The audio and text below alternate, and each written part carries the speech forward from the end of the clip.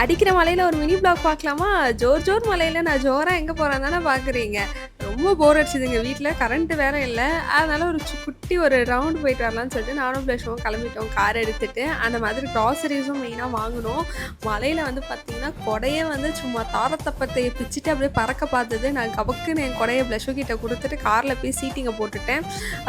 எங்கே போகிறதுலாம் தெரியலங்க. சும்மா அப்படியே ஒரு ரவுண்ட் அடிப்போம். பட் நான் மழை டைமில் யாரும் வெளியே போகாதீங்க. நாங்கள் கரண்ட் இல்லை, அதனால சும்மா ஒரு ரவுண்ட் அடிக்க போயிருக்கோம். பட் கிளைமேட் செம்மையாக இருந்ததுங்க சென்னையில்.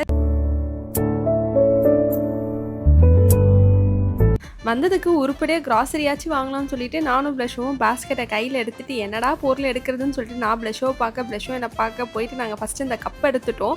கப்பு 2 days பிஃபோர் வந்து கீழே தெரியாமல் போட்டு உடச்சிட்டான். ஸோ அதனால் வந்து அவனுக்கு கப்பு வாங்கியாச்சு. அதுக்கப்புறம் எங்கள் அம்மாவுக்கு வழக்கம் போல் ஃபோனை பண்ணிவிட்டு அம்மா என்னெல்லாம் வேணும் வீட்டுக்குன்னு சொல்லிட்டு தேவையான பொருளெல்லாம் வாங்கிட்டு வெளியே வந்தாச்சு. வந்ததுக்கப்புறம் அவன் ஒரு பெரிய பில்லாக போட்டு கொடுத்தான். வாங்கினது என்னவோ ஒரு 4 ப்ராடக்ட்டுன்னு, ஆனால் தலைவர் போட்டு கொடுத்த பில்லு இருக்கே வேறு லெவலில் இருந்ததுங்க பில்லு.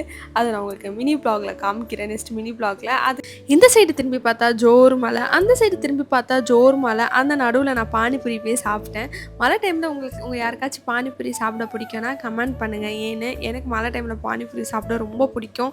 ஸோ அதனால் ஃபஸ்ட்டு போயிட்டு ஒரு பானிபூரி வந்து அந்த பயா கிட்ட கேட்டு சாப்பிட்டுட்டேன்.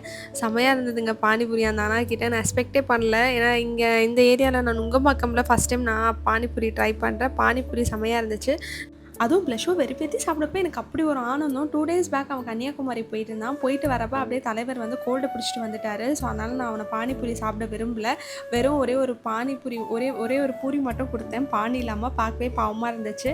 அப்படியே நாங்கள் பானிபூரிலாம் சாப்பிட்டுட்டு அங்கேருந்து நாங்கள் கிளம்பிட்டோம். வரப்போ நான் அப்படியே ஒரு பனானா சாப்பிட்டேன் க்ராசரி ஷாப் வாங்கினதில். ஸோ இந்த ப்ளாக் உங்களுக்கு பிடிச்சிருந்தா நம்ம சேனலை சப்ஸ்கிரைப்